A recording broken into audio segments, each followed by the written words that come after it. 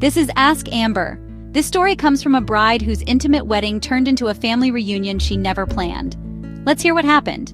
Amber, I wanted a small wedding, 50 people, just our closest family and friends. A cozy venue with one long table under fairy lights.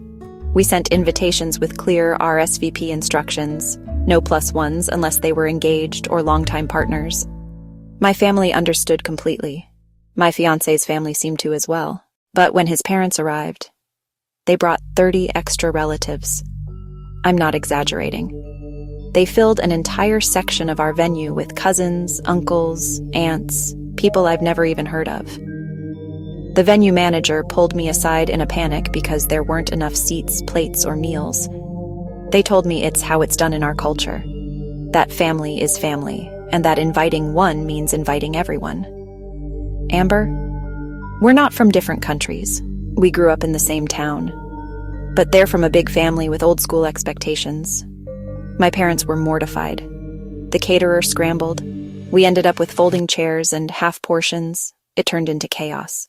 My husband says I'm making it a bigger deal than it is, that everyone had fun in the end. But I can't stop feeling disrespected, like my boundaries were treated as optional. Should I just let it go?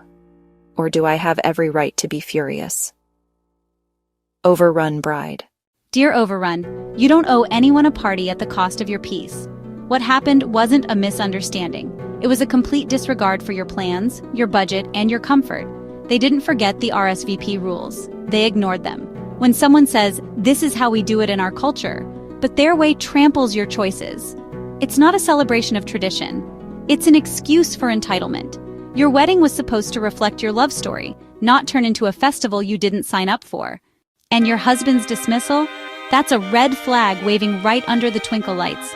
You don't have to stay angry forever, but you do need to have a serious conversation about boundaries, respect, and how you'll handle family expectations moving forward. Because if you can't agree on who gets a seat at your table now, what happens when it's about your future home, kids, or major life decisions? You have every right to feel furious. What matters is what you do with it, because ignoring it won't make the next boundary any easier to keep. With clarity, Amber. Ask Amber. Drop your anonymous questions in the comments.